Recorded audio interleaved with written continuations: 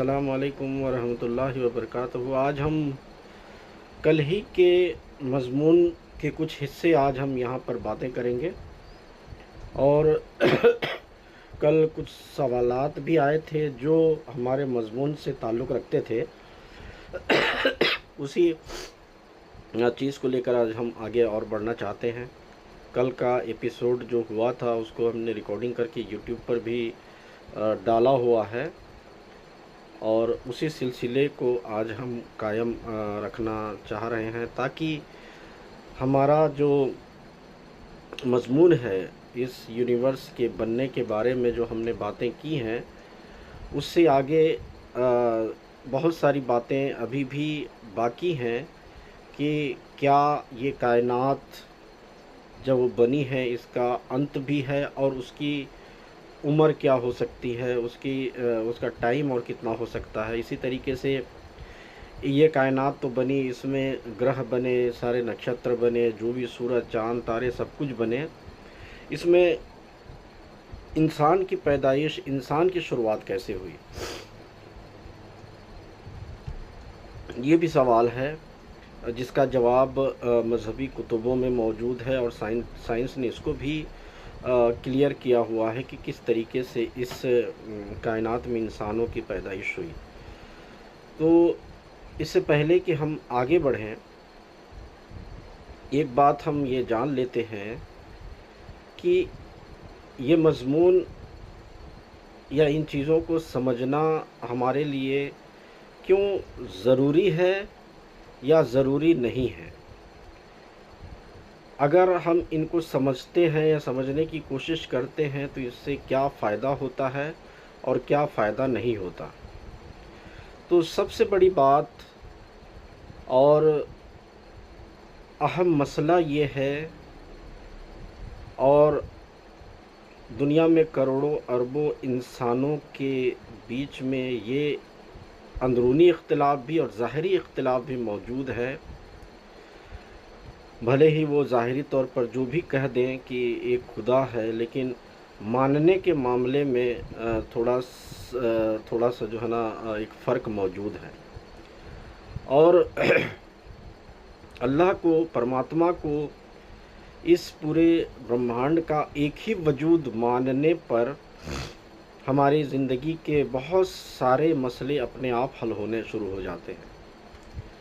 और इस चीज़ पर कंफर्म होने के लिए हमें ये सारी चीज़ें जानने की ज़रूरत होती है। जैसे कि हमने यूनिवर्स की पैदाइश के बारे में जब हमने सारे मज़ाहब को देखा तो हमें ये पता चला कि सारे मज़ाहब ने एक एक हिस्से का ज़िक्र किया है और आखिर में सबको जोड़कर एक वजूद का चेहरा या एक वजूद के चेहरे के साथ इस यूनिवर्स के बनने की पूरी प्रोसेस बता दी। और साइंस ने इसको फिर प्रूफ भी कर दिया कि हाँ, इस तरीके से ये यूनिवर्स बना और इसका पैदा करने वाला एक है। अगर इन चीज़ों को जानने के साथ साथ हमारे अंदर ये ईमान मजबूत नहीं हो पा रहा है कि परमात्मा एक है और उसके मुताबिक हमारा अमल नहीं हो पा रहा है, तो फिर हमें अभी और जानने की ज़रूरत है। और इसको जितना जानते चले जाएंगे उतना हमारा ये ईमान कि एक ही खुदा, एक ही परमात्मा, एक ही भगवान, एक ही गॉड है, वो ईमान जो है ना धीरे धीरे बढ़ता चला जाएगा। और हमारे ज़िंदगी के बहुत सारे अमल जो है इससे ताल्लुक़ रखते हैं, तकरीबन सारे अवामिल इससे ताल्लुक़ रखते हैं, वो सारे के सारे जो है ना ठीक होने शुरू होते चले जाएंगे।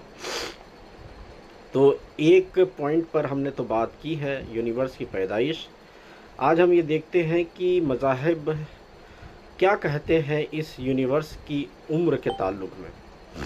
क्या इसमें सभी मुख्तलिफ़ तौर से की बातें करते हैं या सभी एक बात करते हैं, या साइंस क्या कहता है अपनी तहकीक के मुताबिक।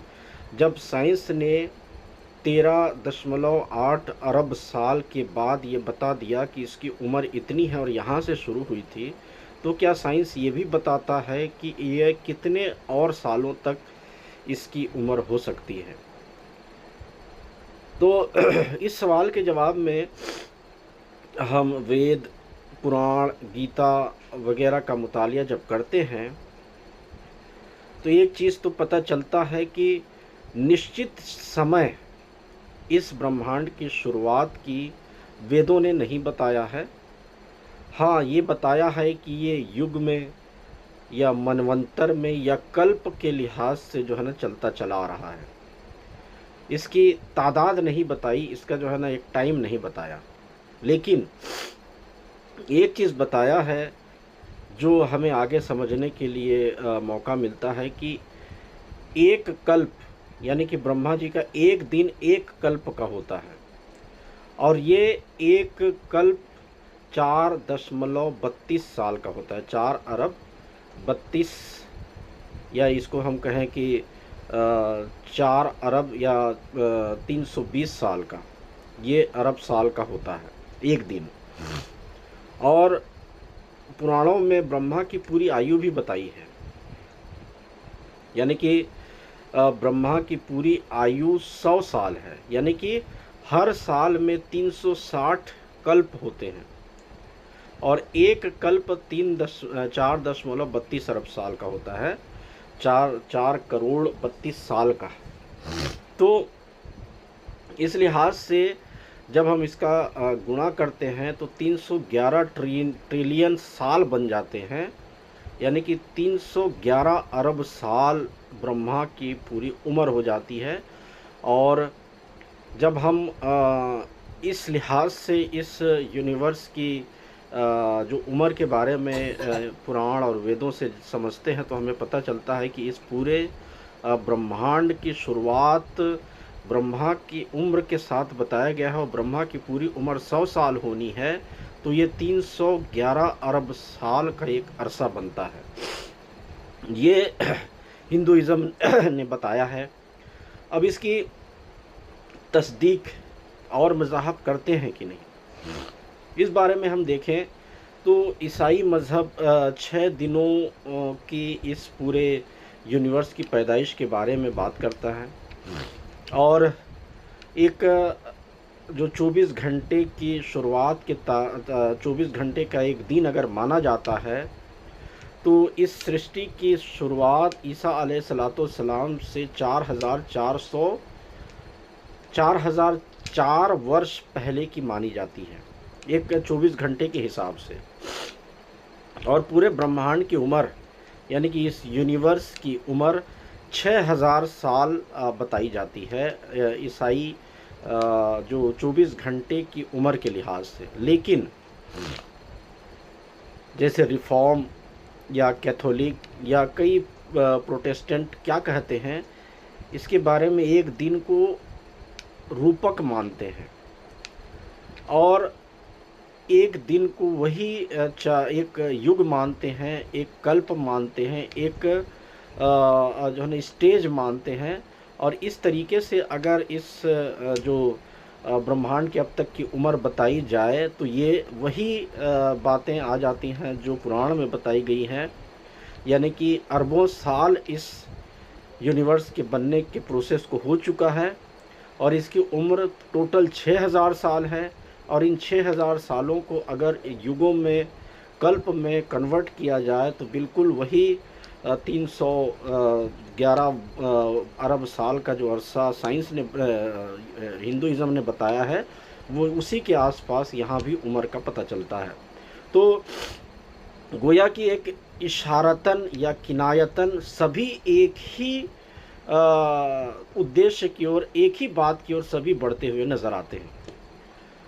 और जब हम इन चीज़ों को एक प्रारूप के तौर पर या एक जिसको हम कह सकते हैं कि एक संकेत के तौर पर देखते हैं और समझते हैं, तब हमें ये सारी चीज़ें जो है ना एक ही उम्र की तरफ लेकर चलती हैं। यानी कि जैसे कि हिंदुइज़्म ने बताया कि 311 अरब साल, और ब्रह्मांड की उम्र ईसाई मज़ाहब ने बताया कि 6000 साल तो हो ही चुके हैं। और ये 6000 साल अगर हम तफसीर के तौर पर लें तो वही अरबों साल का एक अरसा बनता है।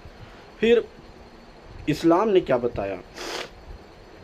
इस्लाम ने बताया शुरुआत इस यूनिवर्स की वक्त के लिहाज से कोई फिक्स नहीं बताया है। जैसे वेदों पुराण ने उस शुरुआत के अरसे को नहीं बताया, या जैसे ईसाइयत ने उस शुरुआत के अरसे को नहीं बताया, लेकिन ये बताया कि अब तक इतने साल हो चुके हैं और इतने चरण गुज़र कर इस तरीके से हम इसको जोड़ कर सकते हैं। तो ये जो 6 चरणों का ज़िक्र कुरान मजीद में भी आया है, तो ये 6 अय्याम, ये 6 युग हैं और ये काल खंड हैं। और इन्हीं काल खंडों को जब हम पुरानी किताबों से मेल खिलाते हैं तो वही अरबों साल का एक अरसा जो है ना दिख जाता है। और इस यूनिवर्स के आखिर का वक्त कैसे क्या हो सकता है, उसके बारे में चाहे हम वेदों को देख लें, चाहे हम बाइबिल को देख लें या कुरान को देख लें, कुरान ने आकर ये बात बताई है कि आखिर इसका होना है और आखिर इसका कैसे होगा कि ये पूरी की पूरी सफ़ लपेट दी जाएगी और इसका एक ख़ात्मा हो जाएगा। यानी कि हर पैदा होने वाली चीज़ एक दिन ख़त्म होनी है, उसकी उम्र निश्चित है, वो उम्र अपनी पूरी करके फिर वापस हो जाता है। चाहे इस दुनिया में हम किसी भी चीज़ को देखें, हर एक चीज़ की उम्र मखसूस होती है और वो एक वक्त आता है कि वो ढल ही जाता है, वो ख़त्म ही हो जाता है। और हर एक चीज़ की उम्र, हर एक चीज़ की एक निश्चित दिशा या निश्चित जो उद्देश्य है, हर एक चीज़ के बारे में सभी मज़ाहिबी कुतुब ने तो बताया ही है। और फिक्स उम्र करने के मामले में साइंस ने उन चीज़ों को साबित करके बताया हुआ है। लेकिन यहाँ पर जब कालखंडों का जिक्र किया जा रहा है और 6 कालखंड में जब ये बने हैं और इस तरीके से ब्रह्मा की उम्र 100 साल, यानी कि इस वो एक कल्प जो 4.32 अरब साल का होता है, उस लिहाज से जब 100 साल या 100 कल्प को जब हम माने तो वही 311 अरब साल का अरसा जो निकल रहा है, उसमें से अगर हम 13.8 अरब साल को घटा दें अब तक जो इस सृष्टि की उम्र है, तो अभी कई अरबों साल तक इस सृष्टि की निश्चित उम्र बाकी है। और ये तकरीबन अभी 280 या 299 अरब साल का एक अरसा अभी भी बाकी जो दिखता है मज़हबी किताबों के लिहाज से। साइंस क्या कहता है उसके बारे में हम अभी थोड़ा सा और देख लेंगे। जैन धर्म ने इस ब्रह्मांड को अनादि और अनंत कहा है, हमेशा से है और हमेशा रहेगा ये कहा है। लेकिन उत्सर्पिणी और अवसर्पिणी चक्र के बारे में बताया गया है और ये चक्र लाखों सालों के होते हैं। और इस चक्र के इब्तिदा और इसकी इंतहा के बारे में जैन मज़हब ने बताया है। तो इससे ये भी साबित होता है कि जैसे और मज़ाहब ने इस ब्रह्मांड की एक उम्र निश्चित की है लाखों अरबों साल, वही उत्सर्पिणी और अवसर्पिणी चक्र से जो है ना पता चलता है। फिर बौद्ध इज़म ने भी ये बताया कि ये ब्रह्मांड अनादि है, इसकी कोई शुरुआत या कोई अंत नहीं है, अनंत चक्रों में चलता रहता है। तो यहाँ पर भी चक्र का जिक्र है और चक्र का मतलब एक जगह फिर वापस आकर फिर वो चक्र चलता रहता है। तो ये सारे धर्म जो में हिंदुइज़्म ने सब ब्रह्मा के 100 सालों का जो जिक्र कर दिया था, उसी उम्र को, उसी एक तादाद को सभी मज़ाहब ने अपने चरणों और कालखंडों के माध्यम से बताया है। तो इससे ये पता चलता है कि इस ब्रह्मांड की उम्र ब्रह्मा के 100 साल के अनुसार 311 अरब साल का जो है ना जो है पता चलता है। और यही बातें अलग अलग तरीक़ों से सभी मज़ाहब ने बताया और कुरान मजीद ने ये बात बताई कि आखिर में ये सफ़ लपेट दी जाएगी। इससे ये साबित हुआ कि ये ब्रह्मांड जो है ना आखिर नश्वर है और ये भी एक दिन आकर ख़त्म हो जाएगा, लेकिन वो अरसा बहुत लंबा अरसा है। जब हम साइंस के नज़रिए से देखते हैं इसकी उम्र के बारे में, तो जैसे हबल स्थिरांक और ब्रह्मांड के विस्तार के बारे में हमने पढ़ा और हमने जाना कि हबल जो टेलीस्कोप है उसने इस जो ब्रह्मांड की अब तक की उम्र का जो एक तखमीना लगाया, एक तादाद लगाया, वो 13.8 अरब साल का तखमीना लगाया और इसकी टोटल उम्र पता लगाया, जो प्लैंक सैटेलाइट के ज़रिए से 2009 से 2013 तक उस सैटेलाइट ने इस चीज़ का, प्लैंक सैटेलाइट ने इस ब्रह्मांड की अब तक की उम्र का अंदाज़ा लगाया तो वो 13.8 अरब साल का एक अरसा बना। और एक जो गैलेक्सी भी 2022 से 2026 के बीच में जेम्स वेब स्पेस टेलीस्कोप ने देखा, जो 290 से 300 मिलियन साल के बाद बनने का एक प्रोसेस समझ आया उस गैलेक्सी के, जिससे इस ब्रह्मांड की अब तक की उम्र 13.8 अरब साल के करीब जो है ना पता चलता है। तो इससे ये बात तो पता चल गया कि ये सारी चीज़ें जुड़ी हुई थी और ये फैलना शुरू हुआ, और 6 चरण में ये मामला जब बना तो आज ये 6 जो स्टेजेस बने, इन 6 स्टेजेस के बाद आज इस ब्रह्मांड की उम्र 13.8 अरब साल है।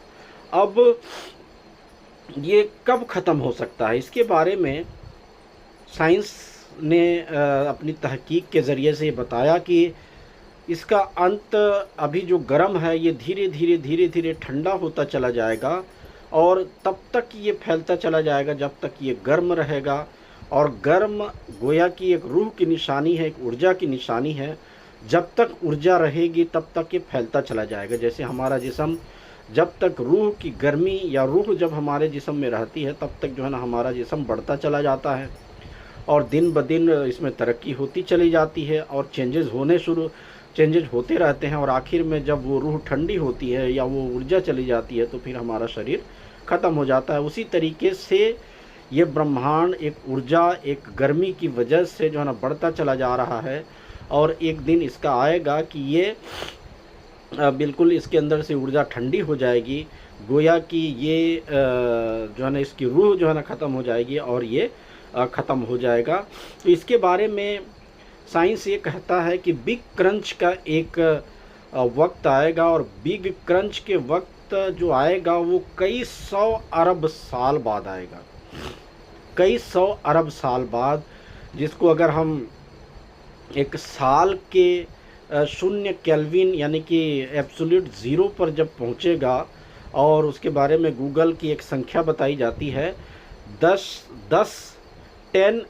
का 100 ईयर्स के साथ, जो गूगल की संख्या, जो गूगल में जितने भी संख्या हैं उन सब संख्याओं से ज़्यादा ये 10:100 का एक गणित होता है। इस गणित को जब 10 को 100 बार जब गुणा करते हैं तो जो तादाद निकलती है, यानी कि गूगल संख्या से भी ज़्यादा संख्या निकलती है, उस उम्र तक जो है ना साइंस ने बताया। और साइंस ने ये बताया है कि डार्क एनर्जी इस विस्तार को, ये फैलाव को और तेज़ करती चली जा रही है। इस लिहाज से एक दिन आएगा कि इतना तेज़ फैलेगा ये ब्रह्मांड, और फैल रहा है कि पहले गैलेक्सी बढ़ेंगी, फिर तारे बनते जाएंगे, फिर ग्रह, फिर परमाणु, और आखिर ऐसा होगा कि सब कुछ फट जाएगा और एक संकुचन आ जाएगा। तो ये बिग संकुचन के ज़रिए से इस जो यूनिवर्स की इस जो अब तक जो फैलता चला आ रहा है 13.8 अरब साल तक, इसकी जो है ना आखिरी जो है ना बातें जो है ना ये बताया गया कि ये आखिर इसका ऐसे होगा। तो गोया कि फिक्स उम्र का अगर हम तखमीना लगाएं तो पुराणों में जो ब्रह्मा जी के 100 साल का जिक्र किया, और ब्रह्मा कौन? ब्रह्मा वही परमात्मा को ब्रह्मा के नाम से बताया गया, और जब शुरुआत हुई और उसके एक दिन को हमारे लिए एक कल्प के मुताबिक बताया गया, और एक कल्प का मतलब अरबों साल होता है।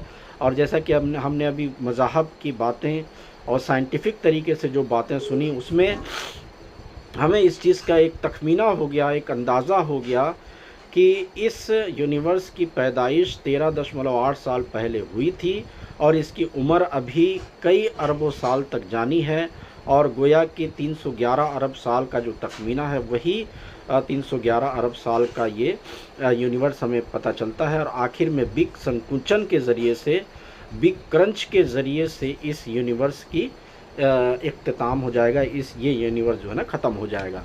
ये चीज़ हमें इसके उम्र के बारे में पता चला, जो कल हमारे गणेश सर ने भी जो है ना इस बारे में पूछा था। हालांकि ये मजमून हमें अपने यूनिवर्स की पैदाइश को क्लियर करने के लिए समझना इसको भी ज़रूरी था, और इसको भी हम अपने समझ में बिठा कर रखें, ताकि आगे और भी ऐसे मसले मसाइल आएंगे जिनमें ये सारी समझ हमारी काम आने वाली है। अब एक और सवाल है इसी से ताल्लुक़ रखने वाला कि मनुष्य कैसे बने। सारी चीज़ें इस दुनिया में बनी, ये हमने देखा, चाँद, तारे, सूरज, ग्रह, हमारी पृथ्वी, इसी तरीके से समंदर, पहाड़, पेड़ पौधे, उसमें मनुष्य के बनने का भी जिक्र आता है। तो मनुष्य कैसे बने उसके बारे में मज़हब क्या कहते हैं। सबसे पहले तो हम मज़हब की बातों को देखेंगे, और मनुष्य इस दुनिया में कैसे आया उसके बारे में मज़हब क्या कहते हैं उसका हम एक तखमीना लगाएंगे, एक बात देखेंगे कि सभी मज़हब ने क्या कहा है कि मनुष्य इस दुनिया में कैसे आया। फिर साइंस के ज़रिए से हम उसको और गहराई से समझेंगे, और फिर हम ये अंदाज़ा इन सारी चीज़ों को समझ कर लगाएंगे कि इस यूनिवर्स में, इस ब्रह्मांड में मनुष्य की उत्पत्ति कैसे हुई। तो इसके बारे में हम सबसे पहला मज़हब, हिंदू मज़हब के वेद, उपनिषद, पुराण, गीता वगैरह का जब मुतालिया करते हैं तो हमें पता चलता है कि सबसे बड़ी बात ये कि मनुष्य की उत्पत्ति परमात्मा से हुई है। परमात्मा ने ही अपने अंश के तौर पर जो है ना मनुष्य को बनाया है। ये बात पुराण और वेद और गीता वगैरह जो है ना इसके बारे में कहते हैं। ऋग्वेद में पुरुष सूक्त एक अध्याय है। उस अध्याय के 90 नंबर के श्लोक में ये बताया गया है कि पुरुष के 1000 सिर, 1000 आँखें, 1000 पैर और हैं, और उसने पूरी पृथ्वी को घेर लिया है। ये इस बात की तरफ इशारा करती है कि पुरुष यानी कि परमात्मा, जो परमात्मा से ही ये सृष्टि निकली, और मनुष्य जो है ना पुरुष का ही एक रूप है। यहाँ पुरुष के 1000 सिर, 1000 आँखें, 1000 पैर जो कहा गया है, ये परमात्मा के बारे में कहा गया है कि परमात्मा के 1000 सिर हैं, 1000 आँखें हैं, 1000 पैर हैं, और इन्हीं से ये सृष्टि बना हुआ है। इन सब को जोड़कर हम सृष्टि की एक झलक देख सकते हैं, अगर देखना चाहें तो देख सकें तो। लेकिन मनुष्य भी इसी से निकला हुआ है। तो गोया कि इंसान जो है ना परमात्मा का ही एक अंश है। फिर छांदोग्य उपनिषद में जिसके 6 का 8, 7 और 8 में बताया है कि तत्त्वम असि, तू वही है, तू ब्रह्मा है। यानी कि आत्मा के बारे में बताया कि तू ब्रह्मा का अंश है, यानी कि परमात्मा का तू ही अंश है। मनुष्य ब्रह्मा से निकला है और ब्रह्म में ही वापस चला जाएगा। ये श्लोक भी इस बात की तरफ इशारा करता है कि इंसान की पैदाइश परमात्मा के अंश के तौर पर ही हुई है, परमात्मा के ही अंश से निकला है। भगवत गीता में जो 7वें नंबर का अध्याय है उसके 5 में बताया है कि अपरेयमित स्वतना प्रकृतिम विधि से पराम जीवभूताम महाबाहो ययेदम धार्यते जगत। यानी कि परमात्मा की जीव प्रकृति से मनुष्य बना और जगत को धारण करता है। यानी कि परमात्मा से ही जीव या मनुष्य की उत्पत्ति हुई है और यह पूरे जगत को धारण कर लेता है। तो मनुष्य ब्रह्मा का अंश है, ये हिंदुइज्म ने बताया। और कर्म और मोक्ष के लिए इस सृष्टि पे आया है, यानी कि अमल करने के लिए और निजात पाने के लिए।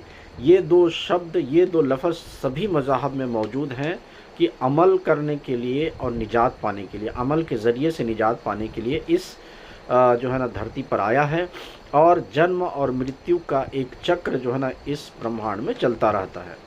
ये तो हिंदुइज़्म ने मनुष्य की शुरुआत के बारे में बताया। फिर यहूदी और ईसाई बाइबल उत्पत्ति में जो बातें बताई गई हैं उसे भी हम देख लेते हैं। उसमें भी यही बातें दोहराई गई हैं। उत्पत्ति 1 का 26-27 में कहता है, परमेश्वर ने कहा, हम मनुष्य को अपनी छवि में, अपनी समानताएं में बनाएं, अपनी समानता में बनाएं। परमेश्वर ने मनुष्य को अपनी छवि में बनाया। परमेश्वर की छवि में उसने उसे बनाया, नर और नारी करके उसने उन्हें बनाया। इसमें एक चीज़ का भी और हम जिक्र करते चलें, जैसे कि हिंदुइज़्म ने भी ये बताया कि मनुष्य जो है ना परमात्मा का अंश है, और इसमें भी मनुष्य को अपनी छवि में बनाने का जो है ना उल्लेख परमात्मा ने किया है।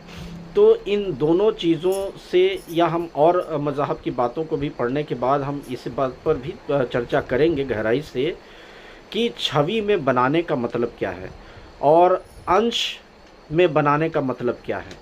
क्या इसका मतलब ये है कि परमात्मा का अंश अगर हम हैं और हमें परमात्मा ने अपने अंश से बनाया या हमें अपनी छवि में बनाया, तो क्या उसके भी 2 हाथ हैं, उसके भी 2 आँख हैं, वो भी हमारे शरीर की तरह शरीर धारण किए हुए है और गोया कि वो भी मनुष्य की तरह है। लेकिन अभी जो इन दोनों मज़हब की तालीमात से ये बात तो साबित नहीं होती। क्यों? क्योंकि ऋग्वेद ने 1000 आँखें, 1000 पैर, 1000 आँखों का जिक्र किया है। यानी कि अल्टीमेटली खुदा परमात्मा के 2 पैर ही नहीं, 2 हाथ ही नहीं, बल्कि हज़ारों हाथ हैं, हज़ारों आँख, हज़ारों कान, हज़ारों हर चीज़ मौजूद है। इसका मतलब वो मनुष्य की तरह नहीं है, मनुष्य उसके अंश की तरह है और उसके अंश से मनुष्यता या मनुष्य का जो जीवन है या मनुष्य की जो शक्ल है या मनुष्य जो आज दिखता है सिर्फ उसका अंश है। और बाइबल ने भी इसको क्लियर किया कि उसकी छवि पर बनाया। ऐसा नहीं है कि वही बन के आ गया, बल्कि उसकी छवि की तरह जो है ना मनुष्य को बनाया। अब छवि में कई हिस्से होते हैं, उसमें से कोई एक हिस्से के तौर पर जो है ना मनुष्यों की भी शुरुआत हुई। और जब हम आगे इसकी और गहराई में जाएंगे तो हर चीज़, इस दुनिया की हर चीज़ उस परमात्मा की छवि में बनी हुई है। तो क्या परमात्मा पेड़ पौधों की तरह होता है, या परमात्मा चींटी है, या परमात्मा समंदर है, या परमात्मा पहाड़ है? हर एक चीज़ को उसने अपना अंश बताया है। तो गोया ये ब्रह्मांड का हर एक हिस्सा उस परमात्मा का अंश है। तो वो परमात्मा इन चीज़ों से बिल्कुल मुबर्रा है, बल्कि इन तमाम चीज़ों को मिलाने पर भी उसका कोई एक हिस्सा जो है ना दिख सकता है, या उसके एक हिस्से को तक हम पहुंच सकते हैं। तो बहरहाल उत्पत्ति में बताया कि तब यहोवा परमेश्वर ने भूमि की मिट्टी से मनुष्य को रचा और उसके नथुनों में जीवन का श्वास फूंका और मनुष्य जीवित प्राणी बन गया। उत्पत्ति में आकर मनुष्य की शुरुआत के बारे में बातें जो है ना बताई गई हैं। यानी कि ये बताया कि मनुष्य कैसे बना, और मिट्टी से मनुष्य का बनने का, रचने का, बनाने का एक जिक्र यहाँ पर उत्पत्ति में आकर किया। और वो इस मिट्टी से बनाकर मनुष्य को श्वास फूंका। इसकी क्या हकीकत हमें आगे पता चलती है साइंटिफिक तरीके से, वो भी हमें पता चलेगा। तो बहरहाल 2 चीज़ें यहाँ तक क्लियर हो गई कि मनुष्य परमात्मा ने अपने अंश के तौर पर, अपने छवि के तौर पर बनाया, और फिर मिट्टी से बनाया और उसमें जो है ना रूह फूंका। ये 2-3 चीज़ें जो है ना हमें यहाँ तक पता चली। इस्लाम क्या कहता है? इस्लाम यानी कि कुरान मजीद ने ये बात बताई सूरा अल हिज्र में, जो जिसकी 26 से 29 नंबर की आयत में उसका तर्जुमा है, और हमने इंसान को सूखी मिट्टी से, स्याह गंध वाली मिट्टी से पैदा किया। फिर जब मैंने उसे पूरा कर लिया और उसमें अपनी रूह फूंक दी, तो तुम सब उसके आगे सजदा करो। ये फरिश्तों को सामने रख कर, यानी कि यहाँ भी एक हकीकत ये है कि ये दुनिया की सारी चीज़ें इंसान की खिदमत के लिए पैदा की गई हैं और दुनिया की तमाम चीज़ों से इंसान फ़ायदा उठाता है। और सजदा करने का मतलब यही है कि दुनिया की हर चीज़ इंसान अपनी अपने इस्तेमाल के लिए या अपने फ़ायदे के लिए उन सब चीज़ों का इस्तेमाल कर सकता है, क्योंकि ये खुदा का हुक्म है सभी चीज़ों को कि तुम्हें जो है ना इस इंसान की सेवा करनी है, ये इंसान तुमसे फ़ायदा लेगा। और गोया कि यहाँ पर जो इंसान को सूखी मिट्टी से और गंध वाली मिट्टी से पैदा किया, यहाँ मिट्टी की क्वालिटी बताई। उत्पत्ति में मिट्टी से पैदा किए जाने का जिक्र था, यहाँ पर और गहराई में ये बताया कि सूखी मिट्टी थी और गंध वाली मिट्टी से उससे जो है ना इंसान को बनाया, फिर उसमें जो है ना रूह फूंका और फरिश्तों को कहा कि तुम इसकी सजदा करना। आगे सूरह अर-रहमान में जो 14 से 15 नंबर की आयत, 14 और 15 नंबर की आयत में खुदा फरमाता है कि उसने इंसान को मिट्टी की तरह सूखी मिट्टी से बनाया और जिन्न को अग्नि की लपट से बनाया। यहाँ पर दो मखलूक का जिक्र कर दिया, एक तो मिट्टी से बने हुए मखलूक का जिक्र और दूसरा आग की लपट से बनाए गए मखलूक का जिक्र किया है यहाँ पर। तो बहरहाल यहाँ पर इंसानों की पैदाइश का मिट्टी से ही जिक्र आया।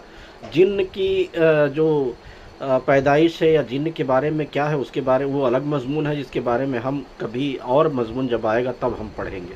फिर सूरह साद में जो 71 से 72 नंबर की आयत में बताया, जब तेरे रब ने फरिश्तों से कहा कि मैं मिट्टी से एक इंसान बनाने वाला हूँ, फिर जब उसने उसे पूरा कर लिया और उसमें अपनी रूह फूंक दी तो तुम सब उसके आगे सजदा करो। यहाँ पर कुरान मजीद ने इंसानों की पैदाइश के बारे में जैसा वेदों ने कहा था कि वो अपने अंश से बनाया, फिर बाइबिल ने कहा अपने छवि पर बनाया और उसमें मिट्टी से बनाने का जिक्र किया। यहाँ पर किस तरह की मिट्टी से बनाया और उसको बनाने के बाद उसमें रूह फूंक देने का जिक्र, और फिर उससे आगे ये भी कि ये दुनिया की तमाम चीज़ें इंसान की सजदा करें, यानी कि इंसान इन पर अधिकारी हो जाएगा, वो सारी चीज़ें बताई। तो इस तरह का प्रोसेस इंसान की पैदाइश का इन तीनों मज़हब ने बताया। और जब हम जैनिज़्म भी देखें, बौद्ध इज़्म को भी देखें और सिख धर्म को भी देखें, तो इन सभी धर्मों ने इन्हीं बातों का दोहराव किया है या इन्हीं बातों को अलग रंग में बताने की कोशिश की है, लेकिन सब वही आ जाता है कि मनुष्य परमात्मा की ही रचना है और उसकी इच्छा से आया है। इसमें वो किस तरीके से बनाया, वो मिट्टी से बनाया और उसमें रूह फूंकी और इस पूरे यूनिवर्स का उसको एक अधिकारी बनाया। ये सारी चीज़ें जो है ना इन तमाम मज़ाहब में आ जाती हैं।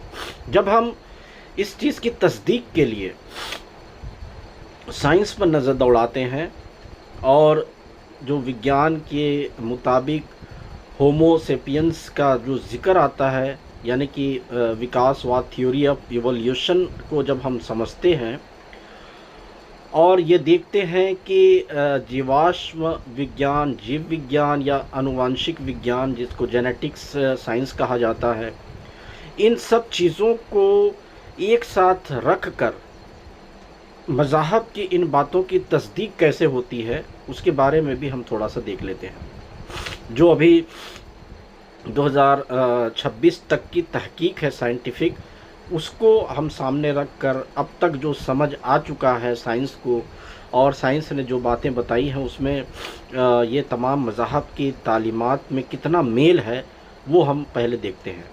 तो ज़िंदगी की शुरुआत के बारे में साइंस ने, यानी कि जो जेनेटिक साइंस है या थ्योरी ऑफ इवोल्यूशन है, इसके ज़रिए से होमो सेपियंस का जो ज़िक्र आता है, ये सारे सब्जेक्ट्स के बाद मुतालिया के बाद हमें ये पता चलता है कि ज़मीन पर जो ज़िंदगी की शुरुआत जो हुई वो पानी से हुई। इसी का ज़िक्र कुरान मजीद ने भी किया है। हमने पिछले जो एपिसोड्स में इसको पढ़ा है कि पानी से शुरुआत हुई है ज़िंदगी की। और सबसे पहले एक कोशिकीय जीव बने हैं, जिसमें एक ही कोशिका थी। वो जीव इस दुनिया में आए पानी के ज़रिए से और उन्हीं के अंदर सबसे पहले डीएनए और आरएनए जैसे जो है ना अंदरूनी तौर पर जो बनावट है वहाँ से शुरुआत हुई। फिर एक कोशीय यानी कि सिंगल कार्ड ऑर्गेनिज्म से फिर मल्टी सेलुलर लाइफ बनना शुरू हुआ, यानी कि बहुकोशीय जीवों का विकास होना शुरू हुआ। और ये इसका अरसा ये बताया जाता है कि 3.8 या 4 अरब साल पहले ज़िंदगी की शुरुआत होनी शुरू हुई। और एक कोशीय से बहुकोशीय और एक कोशीय जीव पहले एक कोशीय जीव बने, वो फिर दो कोशीय टू कोशीय यानी बहुकोशियों में बन गए। और समुंदर में सबसे पहले सरल जीव जैसे स्पंज या जेली फिश वगैरह के तौर पर जो है ना जीवन की शुरुआत हुई।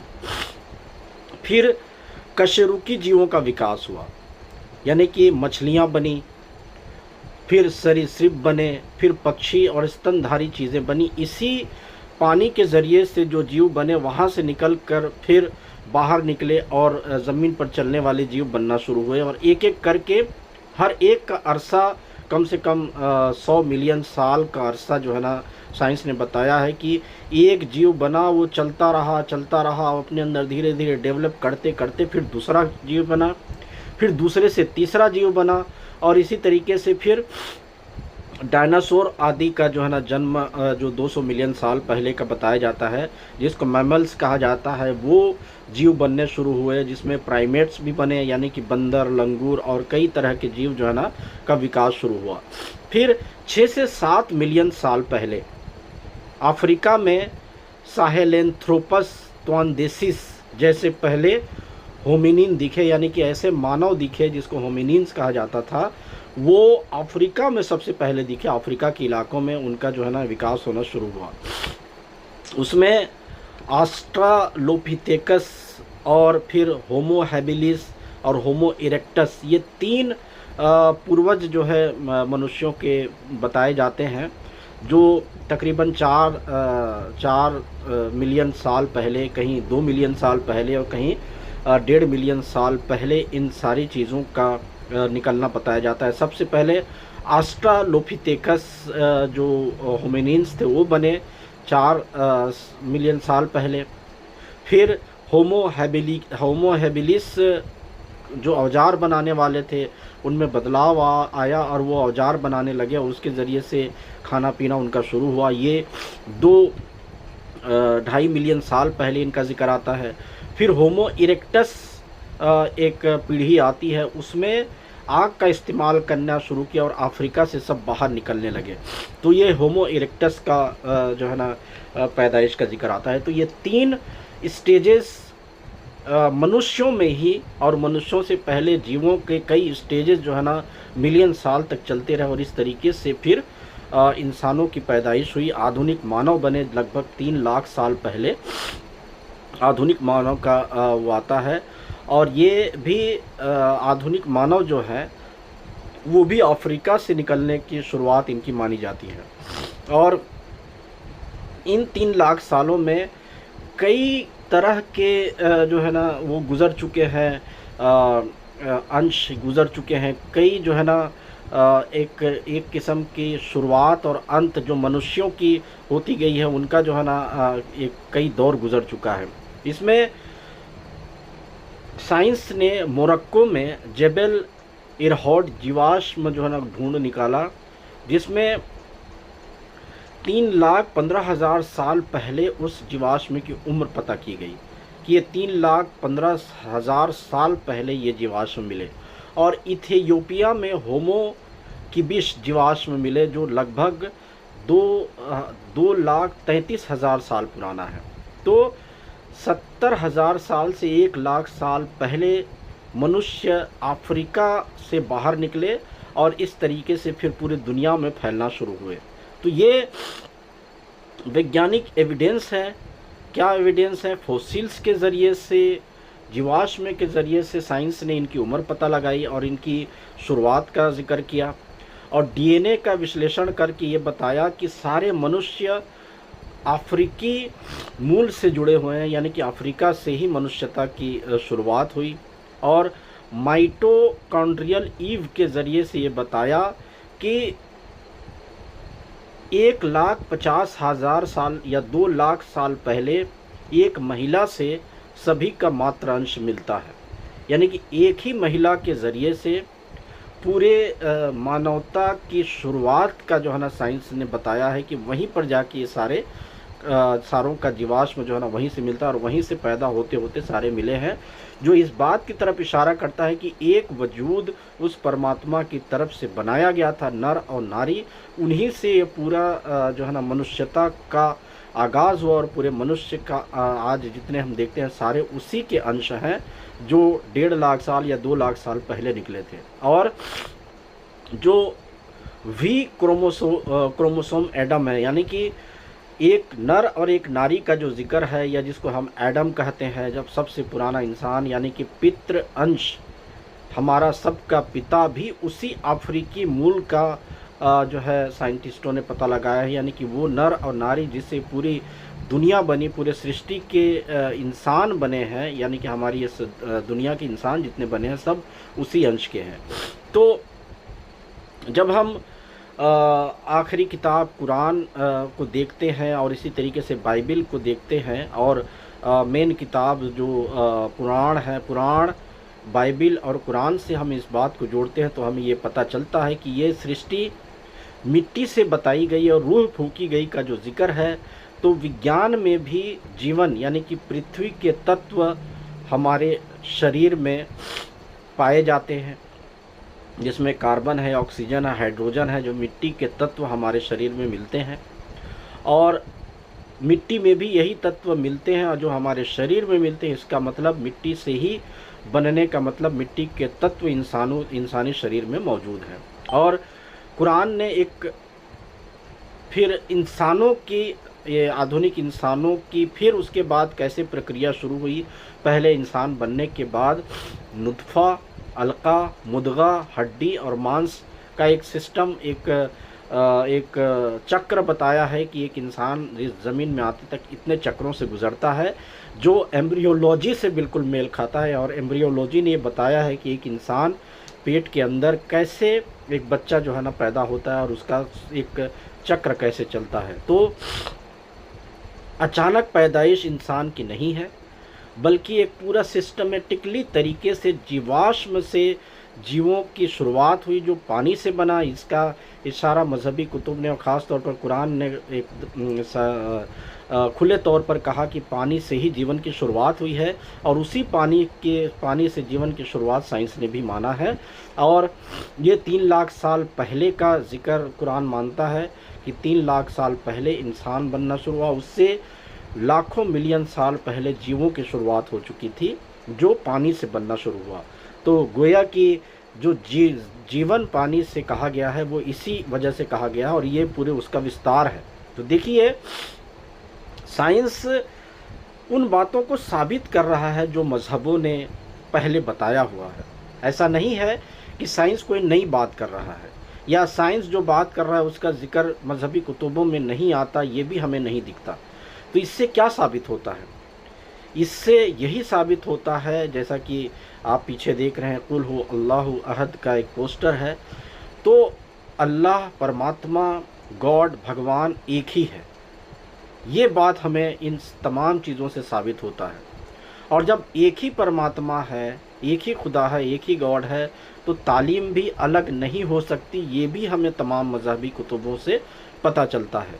तो जब इतनी सारी चीज़ें बुनियादी तौर पर मेल खा रही हैं और एक ही वजूद से पूरी सृष्टि के इंसानों की पैदाइश का भी जिक्र आ रहा है, और साइंस ने भी इसको साबित किया है कि एक ही मात्र अंश, एक ही पितृ अंश से ये पूरी सृष्टि बनी है, या पूरे सृष्टि के पूरी दुनिया के इंसान बने हैं, तो फिर हम अलग अलग कैसे हो सकते हैं? अलग अलग तो होने का सवाल ही पैदा नहीं होता। तो जब इतनी सारी चीज़ें जड़ में जाकर मिल रही हैं, फिर भी हम आज एक दूसरे से बड़े होने का दावा करते हैं, एक दूसरे मज़हब को, एक दूसरे के आस्थाओं को ठेस पहुंचाते हुए उनको ये कहते हैं कि तुम गलत हो, हम सही हैं। तो ये सारी चीज़ें, हमें इन सारी चीज़ों से बचना है और यही चीज़ें जब हमारे अंदर मजबूत होंगी तो हमारी ज़िंदगी में चलने के रंग और ढंग में वो बदलाव आएगा। अगर ये हमारे बुनियादी तौर पर ईमान में तब्दीली होगी ये सारी चीज़ें, तो हम अपनी ज़िंदगी में खुद ब खुद बदलाव देखना शुरू करेंगे। तो ये आज का मज़मून था जो मुख्तसरन हमने जिसका ज़िक्र किया, जो इस यूनिवर्स की पैदाइश और इस यूनिवर्स के अंत के बारे में, और मनुष्य की पैदाइश की शुरुआत कहाँ से हुई, कैसे हुई, उसके बारे में था। हाँ, अब हम ये देख सकते हैं आगे जाकर कि क्या जो है ना मज़ाहब की किताबों ने आज जो एक एम्ब्रियोलॉजी का एक तरीका है, यानी कि इंसान की पैदाइश का फिर उसके अंश से निकलने का, उसकी शुरुआत के बारे में क्या बताया और साइंस क्या बताता है। तो ये तो आधुनिक विज्ञान ने बहुत खुलकर बताया है और मजहबी कुतुब ने भी इसको खुलकर बता दिया है। तो मेरे ख्याल से बुनियादी तौर पर इन दोनों सवालों को हम इस तरीके से समझने की कोशिश कर सकते हैं, और जब हम समझना शुरू करेंगे तो इससे जो है ना बहुत कुछ हम समझ सकते हैं और बहुत कुछ हमें इसका इल्म हो जाएगा। तो आज के लिए इस मज़मून का एक जो खुलासा के तौर पर या एक हल्के तौर पर जो बातें बयान की गई वो इतना ही। इंशाअल्लाह अज़ीज़ फिर हम कभी इस पर और आगे जैसे जैसे कुछ कुछ मज़ामीन आते चले जाएंगे उनमें हम इसको जोड़ कर आगे देखते चले जाएंगे और ये हमें क्लियर करते चले जाएंगे। तब तक के लिए अस्सलामु अलैकुम वरहमतुल्लाहि वबरकातुहू।